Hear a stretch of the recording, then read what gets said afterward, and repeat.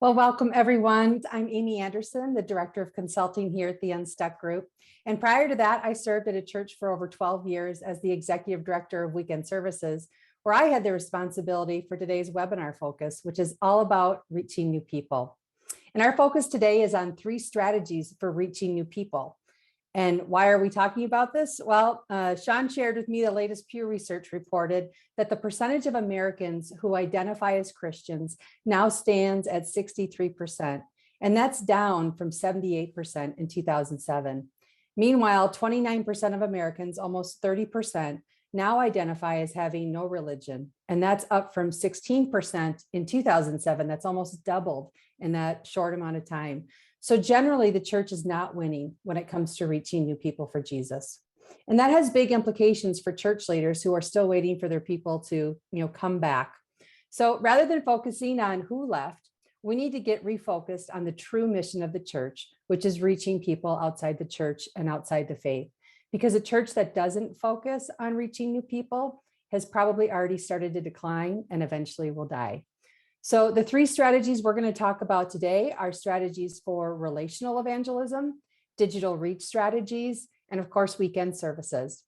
And I'm joined today, of course, by Tony Morgan, the founder and lead strategist of the Unstuck Group. Over the past 13 years under his leadership, the Unstuck Group has served over 500 churches throughout the U.S. and several countries around the world.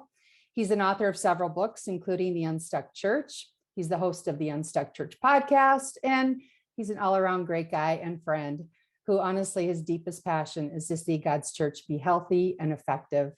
And I guess you could say unstuck. So thank you, Tony, for being with us today. Can I have you introduce the leaders that'll be joining us?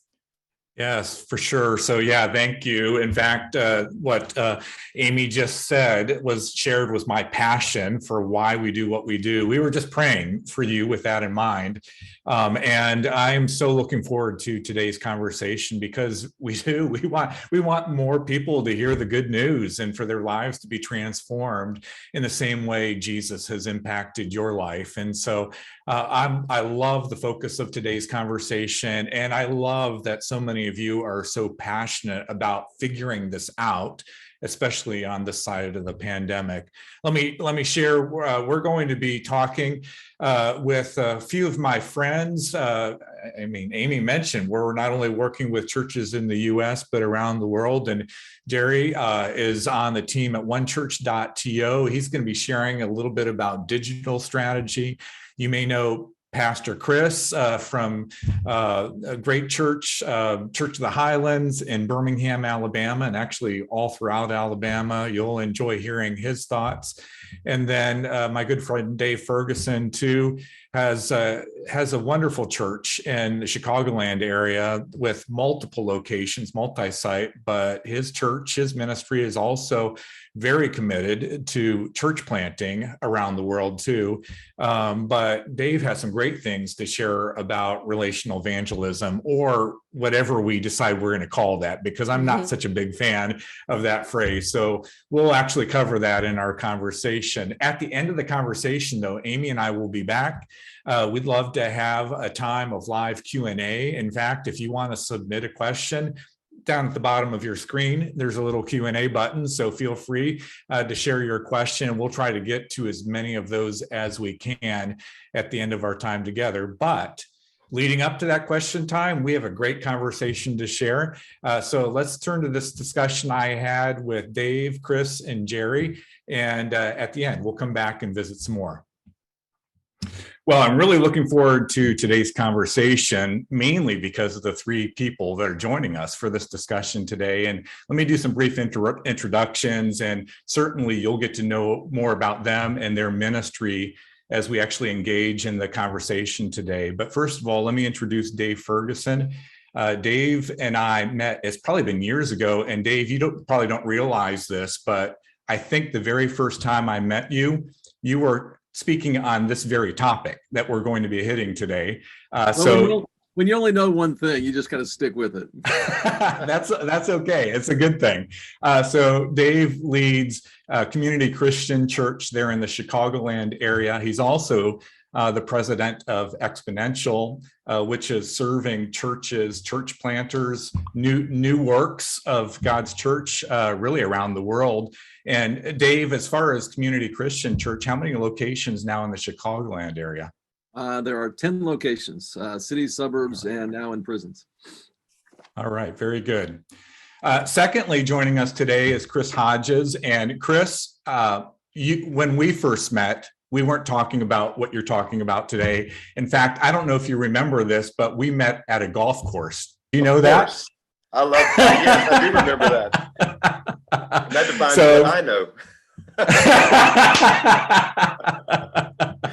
So Chris is the founding and senior pastor of Church of the Highlands, and their original locations in Birmingham, Alabama. But Chris, you have now locations throughout Alabama as well. Yes, we're in 22 locations in Alabama, and then one location in Columbus, Georgia, which is a border town to Alabama. There's a sister city, Phoenix City, Alabama, that's connected to Columbus. But yeah, and then we also have the incredible honor of bringing the services and all that we are as a church into 21 of Alabama's Department of Corrections facilities. So 44 in all. I love that, Chris. I love that part of your mission. And then finally, let me introduce to you Jerry Sen. Jerry and I met each other just in the last year, and we met over the internet. So I don't know what that says about our relationship, right, Jerry? But it was because our team was engaged with his church, OneChurch.to in Toronto. And we're helping them figure out how to do ministry in this new season. In fact, recently on our podcast, I interviewed Jerry's lead pastor, senior pastor, Jonathan, to talk about 5 bold moves that the church is engaging in this season. If you haven't heard that podcast, I really encourage you to go back and listen to that. But Jerry oversees their digital ministry team at the church. And Jerry, it's good to have you a part of this conversation today. Good to be with you guys. And it was good meeting the entire Unstuck group in a virtual world. I'm sure we'll meet in person one day, though, for sure. Sooner or later. That's my hope. That's my hope. So as we mentioned in the opening, we're going to be talking about 3 key ways that the church can be reaching new people in this new season of ministry. And I guess it kind of just feels like I want to begin with relational evangelism. I think deep in my heart, my sense is this should be the primary way that we're carrying out the mission that God's called us to. And so this is all about helping us help our church mobilize into our community so that people can be engaging life and building relationship with those that God has in our life, and eventually allowing us to be able to share the good news, to share the gospel with people. And Dave, I couldn't think of anybody better to include in this conversation than you. And again, the reason why is I think it was 10 years ago or more that I heard you first talk about your B.L.E.S.S model and how that could be used to really develop relationship with people who might be in our lives and maybe outside the church and outside a relationship with Jesus currently, and encourage people to take next steps towards Jesus. And so, first of all, can you just kind of unpack that model for us a little bit? And then maybe share with us how, as the church, we can begin to leverage a model like that to carry out this part of our mission. Yeah, I'd be glad to. I think we're in a weird time where even the term evangelism is unpopular and a taboo word. And so I'd encourage church leaders, you know what? What if you just start challenging people just to bless people? Just to bless people. And let me give you a little bit of research before I go into the practices. I mean, Barna did some homework on this, and to prove how confused we are, they did research with practicing millennial Christians. That was the category. And like 2/3 of them said, no, we think witnessing is a part of our faith. We think witnessing about Jesus is a part of our faith. But then they asked them what they thought about evangelism, and half of them said, no, evangelism is wrong. And I think it's because we do want to share our faith. I wouldn't let go of this, pastors. The people in your church do want to share the love of God with other people. They want other people to find and follow Jesus, but I think they don't want to do it the way maybe it's been done in the past, where people ended up feeling like a project or something to be conquered, or they got sold something. So what we've done, and yeah, we first started kind of playing with this about a decade ago. And as we begin to get traction and then share with other people, eventually my brother and I wrote a book called B.L.E.S.S, but it basically is these 5 practices. And the B, it starts where begin with prayer. If you'll just begin to pray for the people or places where God has put you, that's the first thing. The L stands for listen, where I think one of the big challenges we have right now is I think many Christians were more known for our talking than we are listening. And actually listening could be the most loving thing you can do for someone. E, this one's going to be popular with everybody, is eat. And what I love about these, here you go, Chris is all on board. We just sold somebody there. I think what I love about that one too is it's not something you have to add to your life. It's something that's already a part of your life. And you got 21 opportunities every week. And here's what I found. If you begin with prayer, listen, eat, they will tell you how to love them. And that's when you serve them and you do what they need. And then instead of, proclamation being first, it actually ends up being last. Then you tell S stands for your story, because they're going to want to hear your story. You tell the story of how Jesus changed your life. And I personally, and I'll kind of wrap up, I was kind of skeptical whether this would actually work. I thought it would kind of make friends, but would it actually help people find and follow Jesus?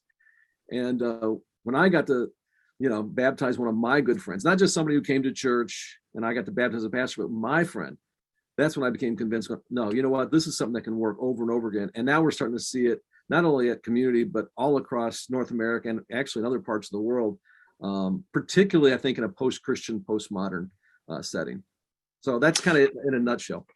Yeah, what I love about that model too, Dave, is the last 2 S's really, I think, are the ones that for us normal people seem a little bit challenging and overwhelming and pulling us out of our comfort zones, if you will. But the great thing is, if you do the first 3 things, as you mentioned, you won't have to guess how to serve somebody, how to really love somebody. You're going to know what that is. And the other great thing about that is you don't need to wait for your church to organize how you're going to serve that person. You're just responding out of relationship that you already have with them. And then you're right. I mean, I think we all sense and we all want to share how Jesus has transformed our lives, but it can feel overwhelming. And the great thing, again, is if you do the first 4, you won't have to force your story on anybody. They're almost going to pull it out of you. They're going to demand it from you because they're going to want to know what's so unique about who you are and how you're living your life and how you're engaging your purpose and things like that. They're going to pull that out of you. But all that to say, I think in this area of encouraging people to share their faith, if you will, with others in their lives, it sounds so simple, especially when you put it in the terms that you've shared. But this is a huge challenge. And I think if all the pastors and church leaders listening in today would agree, it's challenging to mobilize our church, our congregation to do this. So how can we help pastors try to overcome this challenge? I think that's in particular, I think that's a question of creating culture. And I guess I would say here's something not to do. Because if they pick up the B.L.E.S.S book, if you're a pastor like me, you're going to look at it and you go, B.L.E.S.S, man, this is going to be a great teaching series. I should go teach this. And you should, but don't, and this won't sell any books, unfortunately. Don't teach it first. I mean, really, don't. If you go teach it as a series first, it'll go in one ear and out the other ear. Sorry to say. Here's what I think you really need to do. And this is what we did. Take the next 9 months to a year and make sure you do it, your staff does it, and your key leaders are doing it. That'll make up about the top 20%. If you can get the top 20% of your key influencers, you, your staff, and your leaders doing it, I mean, and I would say, here's what I have them do: 2 things. Do 1 practice every day. Just 1. If you just pray, that counts. Just do 1 practice every day. And then secondly, in your small groups, start with who did you bless this week? And if you get those 20% doing it after 9 or 12 months, then you do your 5 or 6 week series. And you're going to have all your leaders nodding, going like, oh, I love this stuff. It's so right. And the other 80% are going like, yeah, I heard them talking about it. And those 20% will influence the whole. And then after that, So it's kind of like step one, leaders, step two, teach it, step three, then you just got to celebrate it over and over again. In social media, patting people on the back, attaboys, videos, testimonies, because what gets celebrated gets repeated. But if you'll do it in that order, you can actually create a culture, and that culture is going to be your greatest asset. And that's so helpful. It does. It's kind of as pastor leaders, I think our natural tendency is to go do a vision cast and teach on it. Yep. And as a result of that, I think our church oftentimes is hearing these key messages, but they're not seeing for themselves the fruit of it. And so to go kind of in that reverse order, Dave, I think is certainly going to help us try to overcome this challenge. And it is a challenge. I recognize encouraging our church to engage with the people God has in their lives. It's a challenge, but it's the mission that Jesus has called us to. And so we just can't ignore that and not address that as well. And Chris, I mean, it is one of the reasons why Church of the Highlands now is in so many different communities and impacting the lives of so many different people. So your church does this. Church of the Highlands, you've encouraged your people to actually mobilize and to develop relationship and start to be able to share the good news with others. But how are you doing this at Church of the Highlands? Well, thank you. Let me echo what Dave said. One of the greatest leadership principles I've ever learned in my whole life is that you can't create a culture, you can only be it. So you can't want something and it magically appear. You have to model it. You have to have experienced it yourself. And I always tell pastors and leaders that one of the best ways to do anything is not to tell them to do it, but to tell them the stories of the way you're doing it. So one of the best things that I love to do is to tell the stories of the people I'm inviting to church. Tell the stories of the people that I'm praying for, and just kind of make it a bit more personal that way. So I echo that 100%. But yeah, we put it into our culture. We put it into our culture literally from day one. And it's in the first class of our membership class. We began talking about the priority of it. You know, Jesus said, if you follow me, I'm going to make you. And if you didn't know the rest of the verse, you know, you might think it would be, I'll make you holy, I'll make you pray more, or I'll make you read your Bible more. But he says, if you follow me, I'm going to make you fishers of men. And so we have to make them. So in other words, there's a discipleship component to the whole process, because you're right, they do have desire and they do want to do this. They haven't been shown how. And I think any model, I think this B.L.E.S.S book is dead on to give them some kind of systematic process that they can follow, because they're looking to be discipled. They're looking to be challenged. And because inherently they love their family and their friends and the people that are far from God. So they care about them. And so anytime we can serve them and teach them. So I would encourage at least once a year, we try to include it at least once a year as a message series of some sort of our love for people and how we're going to be missional toward them, whether it be in the service area or sharing our faith. But the more training, if you follow me, I will make you fishers of men. And so we put it right into our culture from day one. And then I have this thing that I love telling people, and it just seems to have resonated, that one of the easiest things for people to do is to invite someone to church. And I know that's been difficult over the last couple of years, but have someone next to you in church, because the way I like to say it to our congregation is, you do what I can't do, I'll do what you can't do. And what I can't do is know all your friends, but perhaps what you can't do is explain it to your friends in a way where they'll want it. And I honestly think they get them on third base, by the way. I think they do most of the work.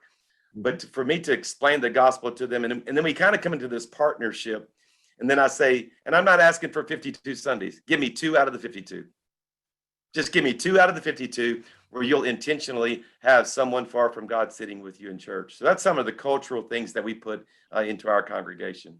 I actually think it's a bit of a secret that people don't realize. I've studied hundreds and thousands of churches through the years, and people are always kind of guessing, why is it that some churches continue to experience significant growth? They're reaching thousands and thousands of people. And the assumption is it's because they've built a great attractional model to encourage many people to show up on Sunday morning to that church.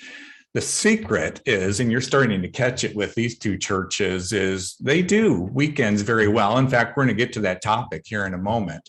But it's a both and approach. It's both creating an experience on Sunday morning that's designed not only for the people that we want to continue to take next steps towards Jesus, who are already committed to a relationship with Jesus, but also connecting on Sundays with people that are still spiritually curious. They're asking questions about the claims of Christ.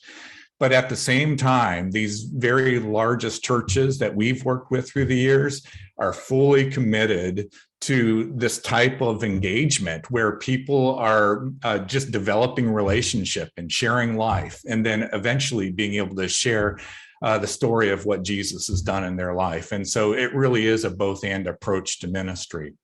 But with that, let's turn the corner because when it comes to reach strategies from the church, it's probably this next topic that has received the most press, if you will, over these last couple of years. And it has to do with our digital ministry strategies. And there's been a lot of conversation about how does the church become more of a hybrid church in the future, where not only are we focusing on our physical gatherings, but also how we're engaging with people online. And again, I was thinking about all the churches that our team has engaged with over the last couple of years. And certainly what was top of mind was what OneChurch.to in Toronto is doing. And that's, Jerry, why I wanted to invite you to this conversation. As I was engaging with your team, it was interesting how your team, among all the churches that we have worked with, really recognized, no, this has to be a priority for our ministry going forward. We have to make sure we're invested in our digital ministry strategies. And before we get into some of that, can you just explain why was this so important to your leadership team? Yeah, we started, at OneChurch.to, we started the digital transformation years ago, way before the pandemic hit. Our leadership was already talking about how do we make it frictionless in every area. If someone is coming to the church, if someone's checking us online, how do we simplify that process so that we don't push people away when that door is open? We're talking about relationships. And, someone talks about, the B.L.E.S.S model and they go check you out online. We wanted to make it so easy that they can learn about us and take those steps. But really in the last 2 years, I would say we doubled down on it, working with the Unstuck group. We put it in our 5 bold moves. And we said we want to reach 1 million people every year in the city of Toronto through the digital media strategies and through our digital content. And we know that, why is that such a priority? Because, Jesus told us to go. He told us to go outside of the church, go into the cities, go into the towns. And today's world, that essentially is, this little device in your pocket. That's essentially what it is. And, we can talk about all the cons of digital media and so forth. One of the pros is that we have the opportunity to talk to people. And that's a major priority for us. And when you're talking through to them in person, but then also talking to them through digital media. And that just raised up in the priority level, along with other things on our 5 bold moves. And it just ensured that the entire leadership and everyone on staff understood that every ministry has to be simplified, digitalized, and so that anyone who comes through, our doors are wide open for them in this season. So, Jerry, I think OneChurch.to is probably one of maybe a dozen churches I've identified in this most recent season that's not, it's well beyond just trying to get services online. We're actually trying to build a robust digital ministry strategy to reach more people and to encourage more people to take their next steps of faith. So I think everybody's curious. What are you trying? What are you trying to do in this area of your ministry to carry out the mission that God's called us to? And maybe more importantly, what are you finding that's working, where you're starting to get some traction and momentum? I think we're trying in this season, we're almost trying everything because we're taking different pieces of our ministry offerings. We're taking gatherings, we're taking Love Army content, and Love Army is our outreach area of the church where we go and show love to the city. We're taking every piece of content, and we are trying quite aggressively in paid media strategies. We're not just leaning on organic. We know that we need to reach millions of people. So it's going to have to go beyond just our church base. I did a search recently, how many people are looking for churches in Toronto, how many people are looking for topics such as who is God and so forth. There are people searching for this stuff. So we need to tap into that, reach them. So we're trying everything. We're trying search strategies. And I would also say our social media, it's great to produce content for your church, but if it's not going beyond your church and spreading it through a paid channel, whether that's Facebook or Instagram, YouTube, the content almost is not getting its full reach potential. And there are so many people out there who are hurting right now who could use this content. If this comes across their way in social media, it'll make them curious. They'll start to ask, what is this all about? And, that's really where we're going towards, making sure. And what we're seeing, at least, is we're seeing all of our pieces of content, they're doing far better and reaching far more people when we have an entire strategy of building the content. Who is that content for? And how much are we investing to spread that content out? And when it all comes together, we see that piece of content doing far better than just producing a piece of content for just the church only.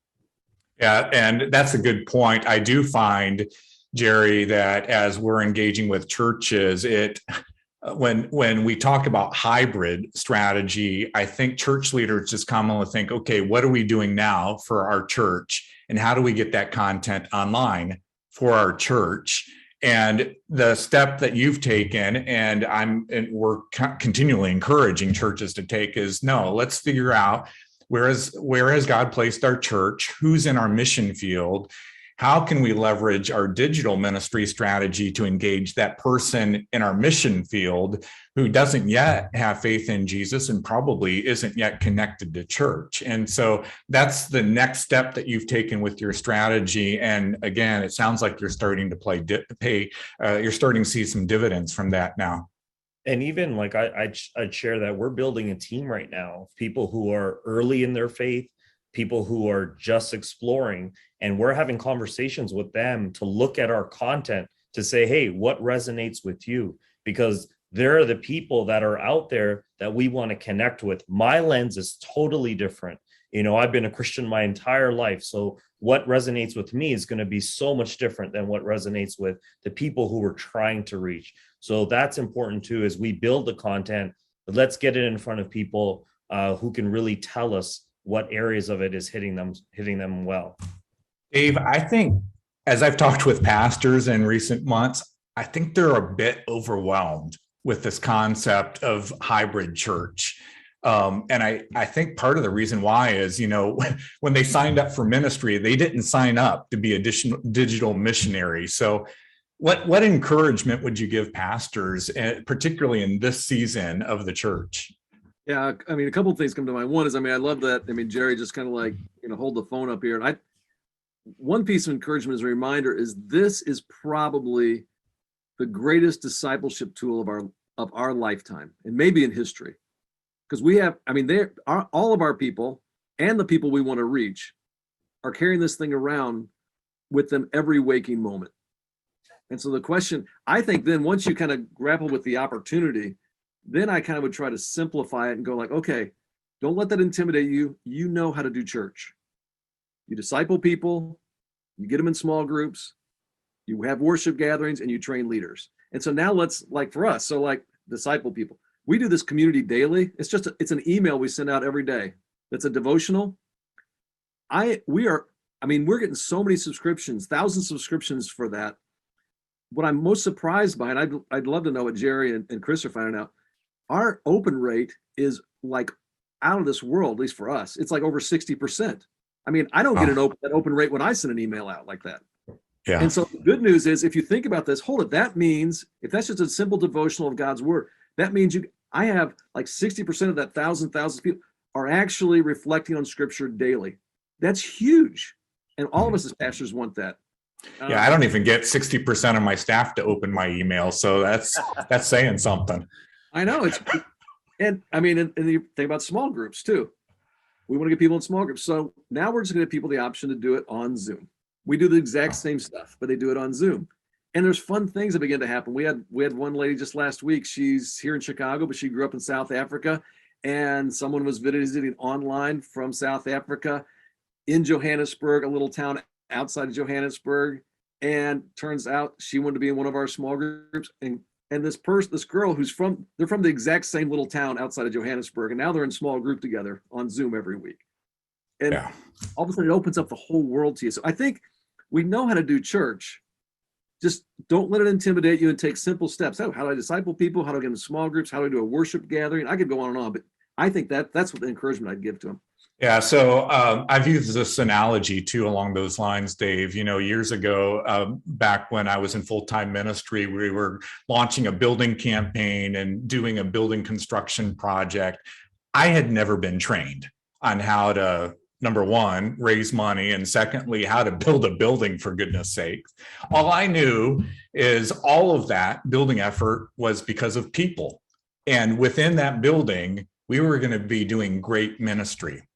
And I think right now, what a lot of pastors are feeling is when we talk about digital ministry strategy, it's almost like we're building a building. I don't know how to build a building. I don't know how to build the infrastructure for all of this digital ministry strategy. But at the end of the day, we have to remember it's all about people. And within this strategy, we're going to be ministering to people. And we know how to do that. We just might need to bring some experts along to help us build the building. But we know God's prepared us for the ministry that's going to happen within that structure. So thanks for sharing your thoughts. But now I want to jump to this last topic. And gosh, you would think we've been doing this for hundreds, thousands of years. We should know how to do weekend services. But I think this first question related to weekend services, this certainly precedes the pandemic. It's this question of, should we be talking about weekend services in the context of trying to reach new people?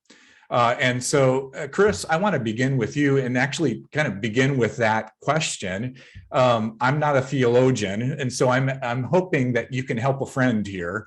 I mean, should we be thinking about our Sunday services as part of our strategy to engage the mission God's called us to? Well, my response is 100% yes. I mean, the gathering of believers is still, there's something that takes place and it's powerful. And for people that are trying to figure that out, it's the same thing as watching a college football game on TV or being at that game. It's the same game, but not the same experience. And there's an experience that takes place in the gathering of people that they need. I think after these past 2 years, I think our world is severely underhugged. They just need a hug. They don't need another sermon. They need a hug. They need someone to look them in the eyes and saying, man, I'm with you. Let's do it this week. They need communion. Communion really is not an individual event. It's a corporate event, a worship. I mean, we all know that you can be in worship gatherings with small groups, which we do, and individually, which I do. But there's just it's a different experience when we're in a room filled with people who love God. And for lost people or people that are far from God, honestly, Tony, that's how I came to Christ. I came to Christ because I showed up at a worship service as a person who grew up in church with people that didn't look like they loved God. They probably did, but they just didn't look like it. But then I got invited to a service where I saw people who actually loved God. And that's what drew me to God, was people's love for God. And I tell our people that when you're worshiping the Lord, your passion for God is just like your passion for your college team in a stadium. And it makes me want to be makes me want to be a fan of that team whenever I see the zeal and the energy of that room. So I'm 100% yes. At the same time, that theologically, 100%, I feel like I could defend it scripturally, but I'm also pragmatic. At the end of the day, the right way is the way that works. And so I'm for all the methods. So I'm yes to digital, I'm yes to relational, I'm yes to in person. And I would encourage the listener today, whoever they are, don't think one is the solution. Do them all. That's right. We've got a lot of work to do. They'll all work. Let's use them all. Let's do the best we can at every single one of them. Well, speaking of that, I know at Church of the Highlands that you're again, it's almost a both and strategy. Sunday morning is for the believers. We're trying to encourage believers to take their next step toward Christ. But you're also thinking about Sunday mornings from the perspective of somebody who, again, is still spiritually curious. They don't have a relationship with Jesus yet. So, Chris, at Church of the Highlands, how do you begin to plan that experience? And maybe even more specifically, how do you plan your teaching with that person in mind? We train every person that's involved as a volunteer. We don't call them volunteers, we call them the dream team. But at every level, from the parking lot to worship to whatever I speak on, is an experience that I think draws them to the Lord. So it takes great training in your volunteers, how they check in their kids. All of that, I think, are ways that prepare people's heart to feel like, oh, wait a minute, this is a place that feels safe. It's a place that I can trust. This is a place that's, cares about me. So just like we do the B.L.E.S.S model with our friends outside the church, we can do the same B.L.E.S.S model within the church. And I encourage that, but again, it has to be trained. You can't assume it. And then if you want to know the truth about it, Tony, my real thought, and this will be a little radical sounding, maybe a little overly spiritual, and just forgive me, okay? But to me, I think church has to get out of the way at some point. Like they can't fall in love with Chris. And there's a lot of people that are building their brands and building their preaching styles, and people love them.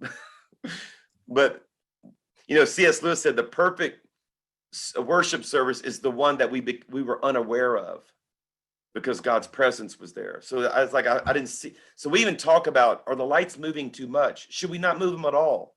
Because we don't want any barrier. We want it enough to draw them in, but we don't want too much where they're distracted by it. And even in our preaching styles and when we teach them, people say, oh, thank you. You've changed my life. And I always say, no, I didn't. I pointed you to the one who changed your life. That's all. I was the tour guide. I'm not the destination. And so I think taking on some of those practices, we are very, very intentional, because here's what I know. If they have one moment where they felt like God was actually there and that God cared about them, and they felt like God was listening to them, and they sensed his presence, it changes everything. I love that. So Jerry, I kind of alluded to this earlier. So you probably know where my bias is on this question, but as we're talking about weekend services and then coupling that with our digital ministry strategy, is it enough for churches just to make sure that their full Sunday service is online? Is that enough for us to be able to most effectively engage people outside the church and outside the faith? I would say it's it would be the bare minimum just to have your gatherings posted on your website in today's season that we're in. I think we would have to, I kind of thought about when I think about this question, and imagine you're having Thanksgiving dinner. Like, we love to eat, right, guys? We love to eat. You have Thanksgiving dinner. You put all this time in to prepare this meal. There's so much work that's gone into the meal. And then you sit down to eat and you realize you didn't send out the invitation. You didn't message anyone to come for the feast, because you did all this work and it's going to feed everyone's soul. It's going to be fantastic. But no one is ringing the doorbell. No one's coming in. So we have to take that gathering communication, whether it's gatherings, whether it's small groups, whatever we're working on, and find other places for it. Where are those places? They're outside of our owned environments. The websites are ours. They're owned by the church and so forth. But we got to go to the place where the people are. In today's world, that's YouTube. In today's world, that's Facebook, that's Instagram, that's WhatsApp. And all of those areas can be used by the church at a macro level, but as we've been talking about relationally, they can be used at a micro level. That's individuals sharing links. That's individuals having conversations through WhatsApp. All of those things, caring for someone who's going through a tough time, that can happen right there in WhatsApp. So beyond just the church posting their messages and their gatherings outside, they can be used to start a conversation that goes from a macro level down to the micro level, where it becomes a one-to-one conversation. And that's where the life transformation can really start to happen, when people are sharing what they're going through, and you have a chance to bless them and share your story with them at that level. All right, guys. Well, I really appreciate you joining us for today's conversation. I want to give you all an opportunity, just any final thoughts you want to share, especially for the pastors and church leaders that are listening in. And Dave, let me just start with you. Any final thoughts you want to share? A couple things real quick. I mean, I love what Jerry said too, when he talked about digital ministry. He said, we're trying lots of things. I mean, we're still in a season where I think we can get away with this. You can still blame it on COVID. Absolutely. So if it doesn't work, you know what? Nothing worked. So take lots of chances, take lots of risks, especially on the digital piece. On the B.L.E.S.S practices, I would love to help pastors there. I think, Tony, they can contact you, and That's if they right. decide they want to train their leaders and then do the series, I got videos that go with the book. I got discussion guide. I'd be glad to give it to them for free to be as a part of that. So they can contact you. You'll let them know how to get a hold of that. And I'd be glad. Absolutely. Yes. We definitely want to be a conduit for that. And I shared with Dave, even before conversation, anytime that we're on site engaging with churches and this topic comes up, where we're saying, you need to go read Dave and John's book, and then you need to engage the strategy they're talking about. So most definitely reach out to us, and we'll get you connected so that you can have those resources available. Jerry, any final thoughts you want to share? I just think that there's endless opportunity in this season to reach people for Christ. We might be dragged down by what's happened in COVID and so forth, but there is a massive opportunity sitting in front of us. It's I held it up before, I'll hold it up again. It's sitting right in front of us. We know what we have to say. We have the best message to share, hands down, in the entire world. I come from a marketing background, and we have to produce what we want to say. We're not producing anything here. We have the best message, and there's millions of people waiting to hear it. And so I encourage pastors, try things, take risks, and if it fails, that's okay. You'll learn from it, and you'll move past it, and you'll get on to the next thing that works. Yeah, amen. And my goodness, it's very evident in this season. People desperately need the love, the forgiveness, the hope, that purpose that Jesus can provide. And so the season is it's right for people to feel and experience that love of Christ through his church. Chris, any final words you would share? Yeah, I think first of all, thank you. Thanks for being a part, leading this conversation. I think it's valuable, so invaluable. So, but I would say it begins with all of us kind of going back to something very basic, and that is loving people. Absolutely. It's going to be hard to do if you really don't care about their eternal destiny, and if you don't care about the condition of their soul and how they're doing today. And, we know the verse that God so loved. He didn't just love, he so loved the world, which that made him give. And I think we check our own hearts and even our own practices. It's going to be hard to do any of this if we're not personally caring for someone, getting our phone and texting someone, hey, I love you, I'm praying for you today, or reaching out to someone, taking those practical steps that builds that in our hearts. Because I think we've been through a season, not only with the pandemic, with politics and everything else, where people can be more irritating to us than they are someone that is a target of our faith and our love. And so we become like the Good Samaritan story. We treat people as the victim to exploit, or a person to avoid, but instead of seeing someone that we actually are supposed to love and serve. So I think it really just begins right inside of all of us. Amy, as you could tell, I enjoyed that conversation. And Jerry, Chris, and Dave, they just added so many great thoughts for us to be considering. But all of them also confirmed what we know to be true. At least I know this deep in my heart. I believe this, that a church that doesn't focus on reaching new people has already started to decline, and they're eventually going to die. And obviously, we don't want that for any church. We certainly don't want that for your church. And that's why the Unstuck process helps churches clarify the people in their mission field today and then building a strategy and a staff structure to reach those people and encourage those people to take their next steps towards Jesus. And I don't mean this to come across as bragging, but we're helping churches of all different shapes and sizes, many small ministries, and then churches like Carrie Newhoff's church, Connexus Church in Canada, Greg Laurie's church, Harvest in Southern California, Duran Gray's church in the Charlotte area. We've helped all of these churches develop their plan to reach people and build momentum in their ministry. And here's the deal, our team's calendar, it's beginning to fill up for March and April. So I hope you won't delay. I want you to reach out to us if you need help reaching new people in the coming year.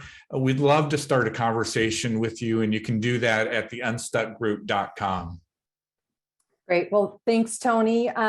For all our listeners, we have a little bit of time left here today, about 15 minutes to take some questions from you. And I've seen some of you have been submitting them. So feel free to keep submitting them during this time. But Tony, I get the privilege of asking you the questions today. And I know your tricks for throwing them back to me. So I'm ready for that. But, by the way, Chris Hodges cracked me up about getting back to loving people and how we're just all annoyed by people right now. All right, here's the first question. But here's the great thing. Wordle is bringing us all together. So the world needed Wordle. Right. I did it today, but I won't tell you what it is. Keith asked, who has a 5-letter name, by the way, when you're working with medium to large churches, Tony, what are you seeing that's effective in either attracting new people or bringing people back? Yeah, it's funny. We've talked, I think we've talked about all the necessary pivots that need to happen on this side of the pandemic.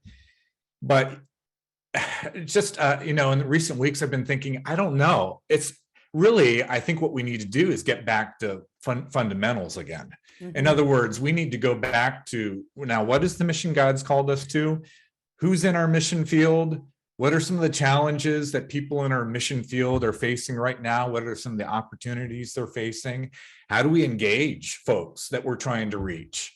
If you just go back to fundamentals, the plan, the strategies, they will almost create themselves. And so we don't have to be a completely new church, a completely new ministry on this side of the pandemic. We just need to get back on mission again. And yes, the world around us looks a little bit different. And yes, the world around us is, and has been for some time, by the way, gathering in physical spaces and then connecting and engaging online.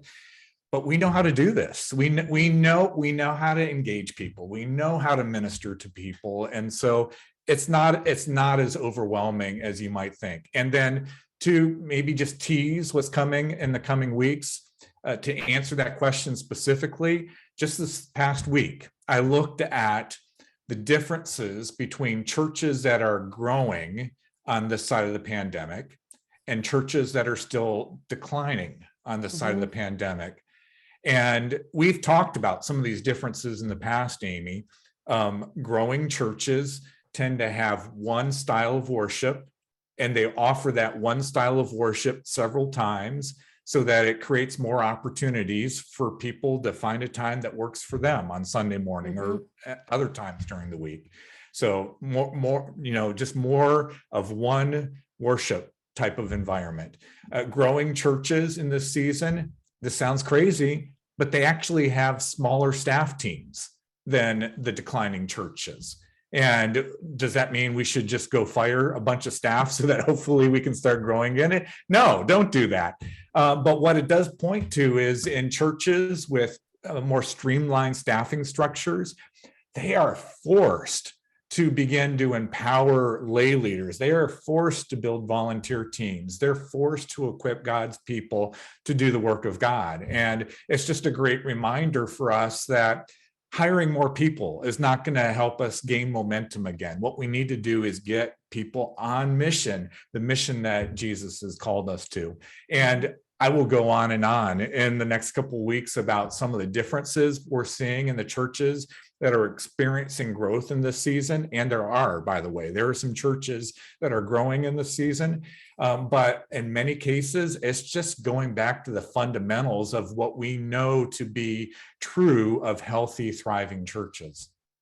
It's really good. All right. Well, Bob asked Tony, how over time, how many full-time and part-time and volunteer staff are needed to do digital ministry consistently each week?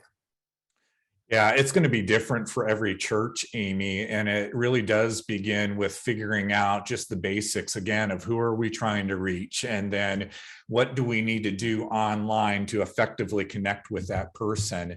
And so honestly, for some churches, especially the smaller churches that we're working with, it's no staff. It's just providing some guidance to the people in the congregation and building volunteer teams, not necessarily about pushing content out as much it is as leveraging Facebook and Twitter and all of the social media platforms to begin to build a relationship with people online. And again, we know how to do this. We know how to build relationships with people. We know how to do life together with people. And the great thing is the people that we're doing life with and the people we want to be doing life with in our communities are on platforms that we get to use for free. We just need to be more effective in how we're leveraging those platforms. Let me add just a couple of thoughts to that one, just doing some staffing structure around this area. I want to go back to when you think about your digital ministry, and I echo, Tony, what you said. I feel like all of our panelists hopefully took some pressure off, like try some stuff, do something, just use the things that you use in everyday life. But one thing that Jerry said that I really loved, and I had thrown it in chat, was they started with a goal. Now it was a big goal, right? We're going to reach 1 million people in Toronto every year. But I think if you start with some type of what's the target? Boy, a year from now, what do we hope we accomplished through some of our digital strategies, even though we have no idea what they are yet? Second, I would say find a leader then. Find someone who can champion that and give the leader that goal and let them begin to think through, boy, what will it take for us to accomplish that? And let them dream about what kind of staffing mechanisms or volunteer structure they need in place to do it.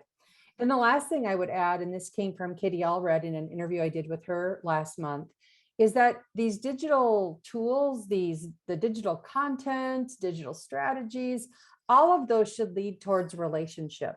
So how do we take the digital things that we're trying to do and point them towards a relationship with another person, with Jesus, with the church, something like that, because that's where true connection is. That's where, as Chris just said, gives us the opportunity to let someone hear from God and let God meet them in that moment. So that's very good, Amy. And let me just piggyback. I mean, the larger churches that we're working with, they recognized their structure, their staffing structure in particular, was built primarily for physical gatherings. That's right. Environments around physical gatherings. And so not every larger church that we've worked with has begun to make this shift, but several of them have recognized physical gatherings are still important, and we still need to have some staffing structure around that, but we have to begin to shift prioritization for our digital ministry strategy as well. There has to be a better balance. It's not going to be 50-50, but there has to be a better balance around how we're building our staff structure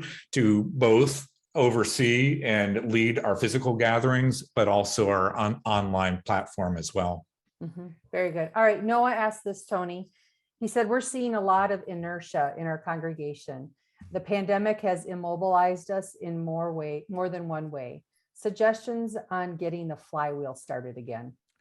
Yeah, again, this sounds so crazy, but it really is going back to fundamentals. And I think on this side of the pandemic, people in our congregation are craving new direction. They're craving a new vision for what the church can be at this point. And again, gosh, we need to get back to loving people. We need to get back to being kind to others. This is not very complicated, but if we could start doing stuff like that, it would be very distinctive in our culture right now.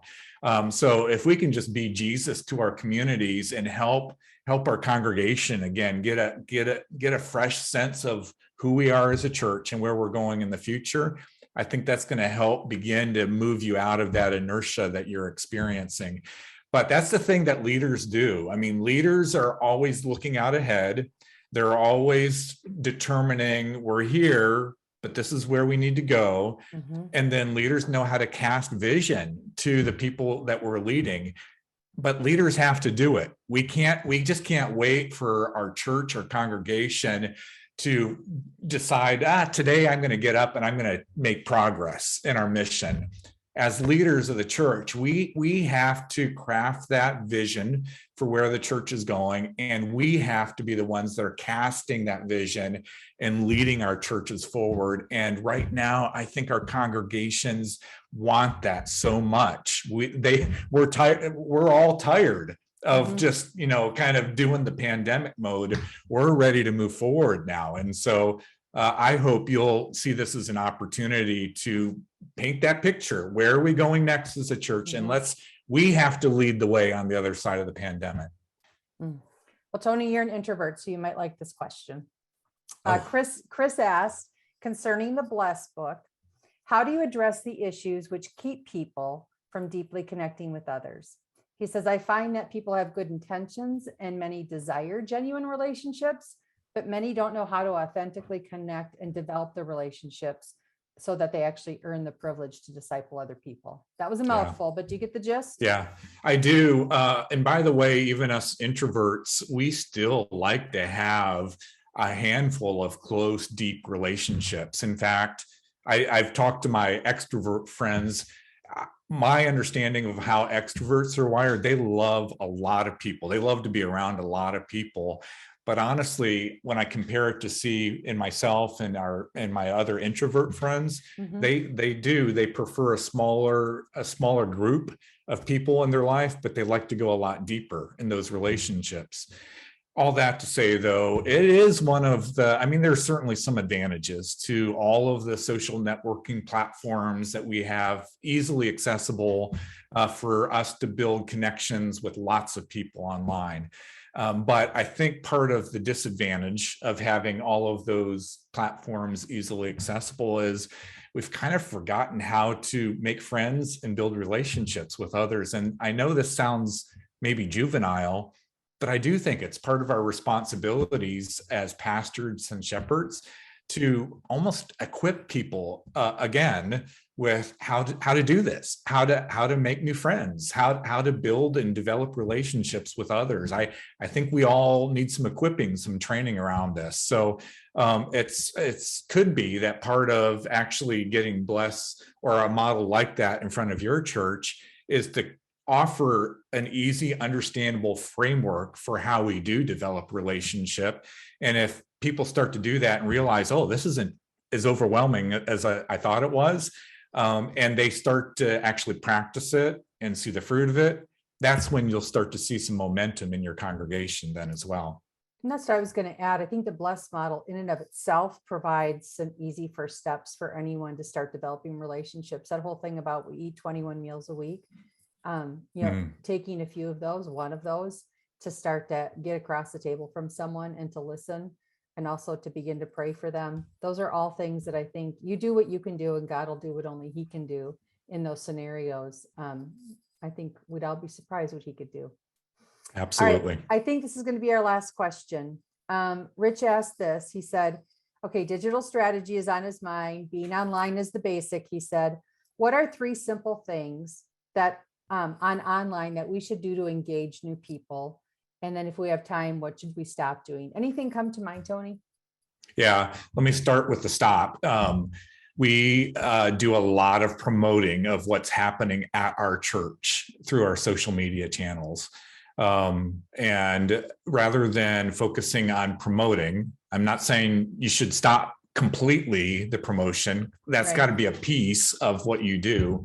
But there needs to be a better balance of engaging people, connecting with people relationally, especially through the social media channels. And one way to do that is to, rather than promote, is to look at online as an opportunity to provide helpful content, help to equip people, to help people live life in a better way. So rather than saying, come to us, or here's an event, or do this, We're saying, no, here's something that maybe might be helpful for you as you're living your daily life. And so just getting that different perspective of how we approach, how we're leveraging, especially social media platforms. Another practical thing is most normal people are not going to sit down and watch a 60-minute service. They're not going to sit down and watch a 30-minute message. And I know you're all teaching longer than 30 minutes. But what you can do is you're creating all kinds of great content every Sunday, is you could capture a clip of just a key thought that you can be sharing. And again, be thinking in terms of not how do I promote myself or my church, but what's that one key thought that might help somebody that's in my community that we're trying to reach, and maybe take that long service and just chunk it in something that becomes more shareable. You probably picked up. I mean, that's what Jerry suggested is we have these platforms available to us, but if we can put out content that's actually shareable content, we won't have to force our content on anybody. Our congregation, the people that are following us online, they'll share it with their friends, which is a great thing because it's a lot cheaper for organic traffic and organic sharing to happen than it is for you to pay for that. So those are a couple thoughts maybe that would be helpful and practical. And I mentioned in the chat, there are churches that are doing this well. So if you want to see what other churches are doing related to their digital strategy, start by just studying a little bit. OneChurch.to, Sun Valley Community Church in the Phoenix area. We've had them on our on our podcast a couple of times. Actually, get on their website, get on their social channels and see what they're doing. There are churches like that, though, that they're maybe a year or two ahead of us and how they're thinking and leveraging their digital platforms. We don't have to create this from scratch. We can learn from what other churches are doing as well. And I see that our teammate Jordan just threw this in chat as well, but go back to our podcast, episode 231, and you'll hear a couple of ideas that were spurred on by Katie Allred from Church Communications. Well, thank you all. I want to respect your time. Thanks for joining us today. Our prayer has been that there's just been a thought or two, a nugget or two that will spur you on to invest in new ways to reach new people. And I know that there's several questions we didn't get to, but we'll try to respond to those through future content on our podcast and our other social media channels like Instagram. So again, thanks for joining us. Have a great day, everyone.